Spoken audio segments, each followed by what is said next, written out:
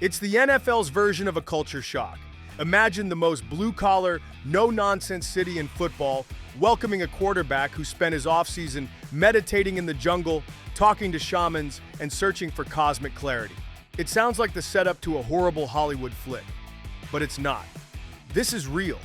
Aaron Rodgers, the four-time MVP, the enigma, the contrarian, the man who once cleansed his soul in darkness for 4 days, now wears black and gold. And Pittsburgh? Pittsburgh just wants to win football games. This isn't just a blockbuster signing, it's an identity test for a franchise defined by hard hats, lunch pails, and 6 Lombardis. The question isn't just can Rodgers deliver, it's can Pittsburgh accept him. It's the unlikeliest union in modern football. Rodgers has never fit the NFL mold. While other quarterbacks train at sunrise and keep media answers bland, he explores altered states of consciousness and publicly critiques Big Pharma. He doesn't just think outside the box, he set the box on fire and retreated into the woods with a journal and some tea. Pittsburgh, meanwhile, is a city where heroes are forged in the freezing rain. It's Joe Green snarling in the trenches, Jerome Bettis grinding out short yardage, and Ben Roethlisberger playing through a shattered nose. So what happens when these two worlds collide? Can Rodgers, who once described himself as spiritually fluid, find alignment in a town that still celebrates Terry Bradshaw's toughness like gospel? Steelers fans won't care about vision quests. They want wins. The moment Rodgers floats an interception into double coverage, there won't be questions about his chakra alignment. There will be boos from the 500 level of Acrisure Stadium. And yet, maybe this is exactly what both sides need. Rodgers' motivation, a legacy on the line. Rodgers didn't choose Pittsburgh by accident. After the Jets' experiment went up in smoke with a torn Achilles 4 snaps into the season, the clock started ticking, louder than ever. At 41, Rodgers knows what's at stake. He's no longer playing for stats. He's chasing legacy. Another ring, one more shot to shut up the doubters and exit with both middle fingers raised. Pittsburgh offers him something rare, a defense that punches above its weight, a physical run game, and a front office that doesn't micromanage. It's a team that can win ugly, and Rodgers might finally be ready to embrace ugly. Because here's the truth, the beautiful years are gone. Rodgers' mobility has declined. His fastball isn't as sharp, but his mind, still elite. His ability to read defenses pre-snap, manipulate safeties, and drop dimes when it matters. That's timeless. If Rodgers adapts, if he leans into the grit, this might be his best shot since 2010. Will the locker room buy in? Let's be honest, Rodgers isn't walking into Green Bay anymore. He's not the longest tenured player, the unquestioned leader, or the spiritual compass of the locker room. This is TJ Watt's team. It's Cam Heyward's culture. Mike Tomlin runs the ship, and he doesn't do divas. The Steelers have always prided themselves on unity. From the Rooney family down to the equipment staff, it's a franchise allergic to drama. Rodgers, however, brings drama in his carry-on luggage. So how will it play in that room when Rodgers skips workouts to visit a holistic retreat? How will Pat Freiermuth react when he hears his QB talking about quantum energy fields instead of blitz pickups?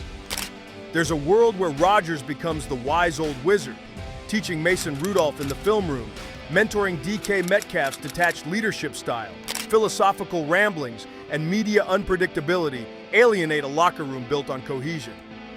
That tension, it could define the Steelers' entire season. For the Steelers, this is as uncharacteristic as it gets. They've always drafted, developed, and stayed loyal to their guys, bringing in Rodgers' Bucks' 50 years of tradition. But Mike Tomlin is no fool.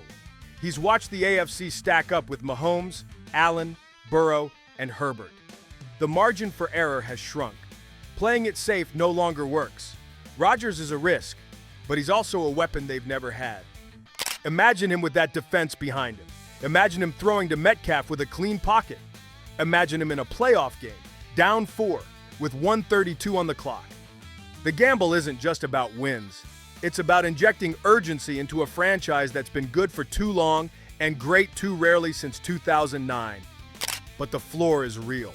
If Rodgers flames out, if the offense stalls, if the media circus overwhelms, this could set the team back 2 years. That's the tightrope Tomlin is walking. The city's verdict is coming. Fast.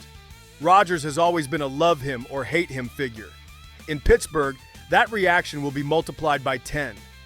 One bad start against the Browns and the radio lines will light up with, "This ain't Green Bay." One weird press conference and the Twitterverse will ask when Rudolph is getting another shot.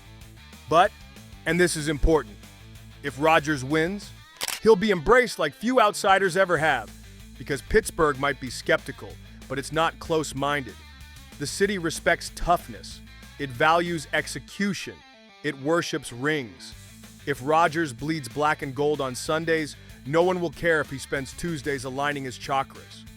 All he has to do is deliver. Rodgers' legacy has always felt unfinished. He was the most talented QB in the league for a decade, but walked away with just one ring. He beat the Packers' ghosts, but never became a Brady-level conqueror. He won MVPs, but lost too many January games. Pittsburgh is his final act. If he wins here, in the Rust Belt, with a gritty defense, in the city that still measures toughness by the terrible towel count, it will rewrite everything. He'll go from the guy who could have won more to the guy who finally did, in the most unlikely place. And if he fails, he'll become the punchline. The guy who searched for enlightenment, found Instagram followers, and lost the one thing that mattered most: time. So here we are. The Shaman meets the steel mill. The ayahuasca advocate now walks through tunnels once haunted by Jack Lambert's snarl. Aaron Rodgers, the NFL's most eccentric wanderer, now wears the armor of a franchise built on blood, bruises, and banners.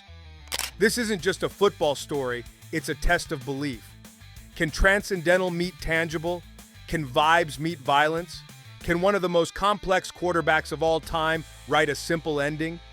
One where the confetti falls, the crowd chants, and the cold Pittsburgh air carries one final truth. Rodgers found what he was searching for, not in the stars, not in the silence, but on a muddy field, beneath 6 banners, with a city that finally believed in him. This ain't just a new chapter, it's a culture war.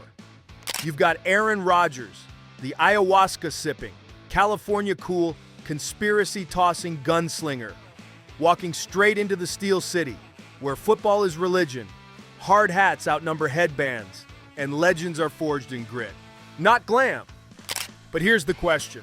Will Rodgers mold Pittsburgh in his image? Or will the Steel City mold him? Steelers Nation, it's your turn. Sound off in the comments. Is this the weirdest fit in franchise history, or the boldest move since the Steel Curtain days? Like if you bleed black and gold.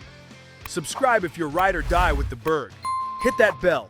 We're bringing the fire all season long. Till next time, peace out.